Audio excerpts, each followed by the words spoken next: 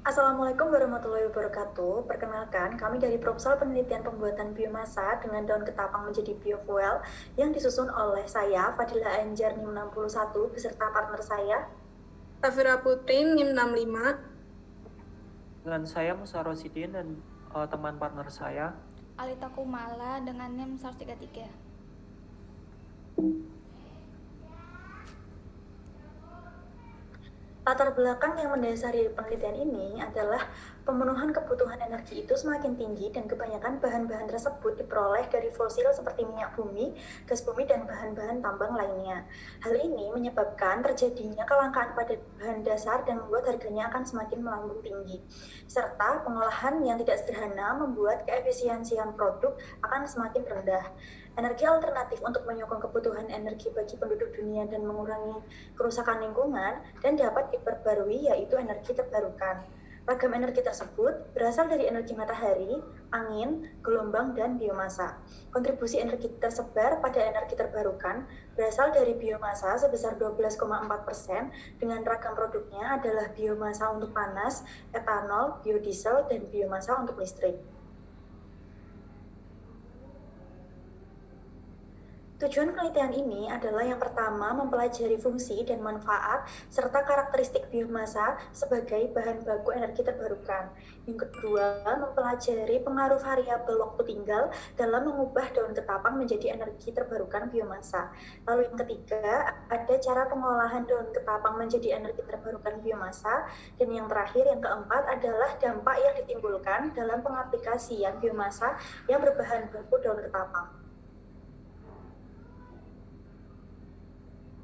Tinjauan pustaka. Yang pertama, biomasa merupakan energi terbarukan yang sedang dikembangkan.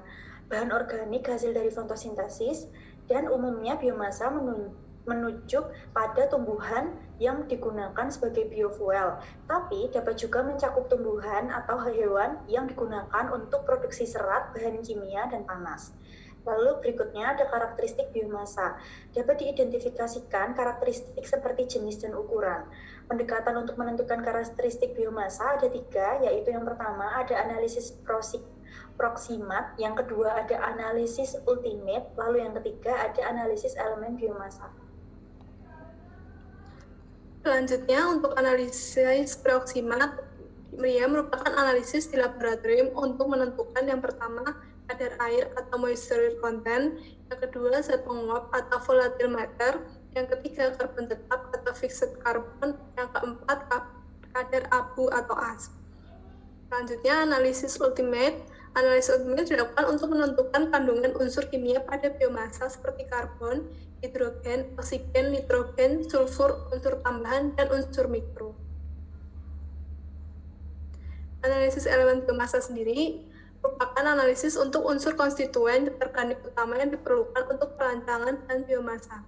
Elemen karbon C, hidrogen H, dan oksigen O akan membentuk senyawa makromolekul alami seperti selulosa atau C6H12O6, hemiselulosa atau C5H84, lignin, pati, dan protein dari jaringan tumbuhan. Nilai kalor biomasa. Nilai kalor adalah mencerminkan kandungan energi dari biomasa. Dua nilai kalor yang dapat dibedakan yaitu kadar air, bahan bakar, dan bahan bakar kering. Nilai kalor biomasa, sumber biomasa dibagi menjadi 4 komponen, yaitu limbah, biomasa kehutanan, tanaman energi, dan tanaman akuatik. Yang pertama ada limbah, 2 biomasa kehutanan, 3 tanaman energi, dan 4 tanaman akuatik. Selanjutnya yang pertama ada limbah. Limbah menjadi salah satu sumber biomasa yang dapat diperoleh dari limbah pertanian, limbah perkebunan, limbah industri kehutanan, serta limbah organik dari permukiman atau perkotaan. Selanjutnya ada biomasa kehutanan. Biomasa kehutanan berasal dari komponen pohon seperti daun, ranting, dan dahan. Pada limbah penebangan pohon yang sudah tua dan limbah industri kayu dalam bentuk serbuk gergaji, potongan kulit kayu, dan potongan kayu yang tidak lagi bernilai ekonomi dapat menjadi sumber biomasa kehutanan. Selanjutnya ada tanaman energi. Tanaman yang khusus dibudidayakan dan dedikasi khusus untuk bahan baku energi yaitu singkong, jagung, dan tebu yang ditanam khusus untuk pembuatan etanol. Selanjutnya ada tanaman akuatik, tanaman yang tumbuh pada habitat berair seperti air tawar atau di laut dan khusus diambil manfaat sebagai bahan baku biomasa. Selanjutnya ada bioenergi. Bioenergi adalah energi yang dihasilkan dari biomasa. Bioenergi yang dihasilkan pada penelitian ini yaitu biofuel. Biofuel merupakan salah satu bentuk energi terbarukan yang ditemukan oleh manusia. Bahan bakar hayati atau biofuel adalah setiap bahan bakar berupa padatan, cair, dan gas yang dihasilkan dari bahan bakar organik. Di sini ada daun ketapang. Limbah berupa daun-daun dan kayu yang dihasilkan seperti daun ketapang merupakan salah satu limbah yang kurang ditermanfaatkan. Selanjutnya ada bioenergi. Bioenergi adalah energi yang dihasilkan dari biomasa. Bioenergi yang dihasilkan pada penelitian ini yaitu biofuel. Biofuel merupakan salah satu bentuk energi terbarukan yang ditemukan oleh manusia. Bahan bakar hayati atau biofuel adalah setiap bahan bakar berupa padatan, cair, dan gas yang dihasilkan dari bahan bakar organik. Di sini ada daun ketapang. Limbah berupa daun-daun dan kayu yang dihasilkan seperti daun ketapang merupakan salah satu limbah yang kurang termanfaatkan. Limbah ini memiliki nilai kalor yang cukup tinggi. Daun ketapang 4185 kal per gram. Dengan nilai kalor yang cukup tinggi, daun 7 ketapan dapat dijadikan sebagai bahan baku untuk bioenergi. Ketapang atau dikenal dengan nama ilmiah T. catapa terdistribusi secara luas di daerah tropis dan subtropis di Asia dan Amerika Selatan. Di sini ada proses penghasil biofuel. Proses yang digunakan untuk mengkonversi limbah daun ketapang dengan proses pirolisis. Pirolisis adalah pemanasan pada kondisi bebas oksigen. Pada proses pirolisis, rantai karbon dipecah menjadi hidrokarbon yang merupakan unsur senyawa dari bahan bakar minyak. Proses pirolisis dapat menghasilkan minyak, gas, dan oli. Untuk selanjutnya yaitu bagian metodologi penelitian. Untuk alat dan bahan penelitian yang digunakan itu adalah satu set alat pirolisis yang berupa tabung pirolisis, tungku pembakaran, termokopel, tabung kondensasi, blower, penampung tar, penampung biofuel, pengukur tekanan, pipa garis cycle, pipa biofuel dengan bahannya yaitu daun ketapang.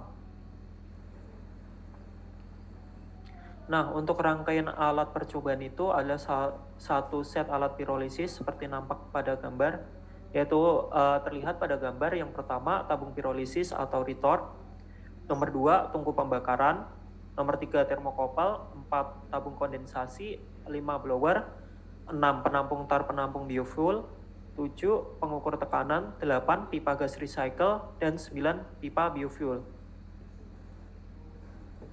Nah, untuk prosesnya sendiri yaitu tahap pertama kita mulai penelitian dengan yang pertama kita memasukkan sejumlah daun ketapang pada tabung pirolisis.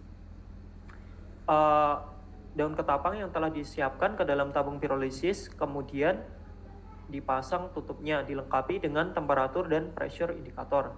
Di sisi lain, bahan bakar yang disiapkan dimasukkan ke tungku pembakaran atau clean. Setelah itu alat dirangkai dengan memasukkan ke dalam tabung pirolisis atau retort tadi ke dalam tungku pembakaran atau kiln dengan memasang pipa uap untuk pengaliran uap menuju kondensor. Nah, tahap kedua adalah tahap pemasangan peralatan yang melakukan untuk pembakaran, di mana penyalaan awal dilakukan dari bagian bawah tungku pembakaran atau kiln dengan membakar jerami yang mudah terbakar, sehingga bahan bakar yang terdapat di dalam tungku pembakaran akan ikut terbakar dengan cepat. Pembakaran dilakukan dengan suhu 500 derajat Celcius pada selama 1 jam, dengan cara memperkecil lubang di tungku pembakaran. Jika suhu lebih dari 500 derajat Celcius, maka bahan bakar dikurangin. Jika suhu dirasa kurang, maka akan ditambahkan bahan bakar. Pada saat pirolisis terjadi penguapan volatilometer dan penguraian bahan organik untuk menghasilkan uap dan arang. Uap yang terbentuk dialirkan menuju kondensor untuk didinginkan agar terbentuk biofuel. Sedangkan sisa gas non-condensable dikeluarkan ke udara, sedangkan arang akan tertinggal di dalam tabung pirolisis atau retort yang disebut tar tadi, dan akan dikeluarkan setelah selesai percobaan. Biofuel yang terbentuk kemudian ditampung dalam penampung lalu diukur volume dan nilai kalornya diukur menggunakan alat oksigen bom kalorimeter. Sekian dari kelompok kami, terima kasih atas perhatiannya. Jika ada pertanyaan silakan diajukan. Wassalamualaikum warahmatullahi wabarakatuh.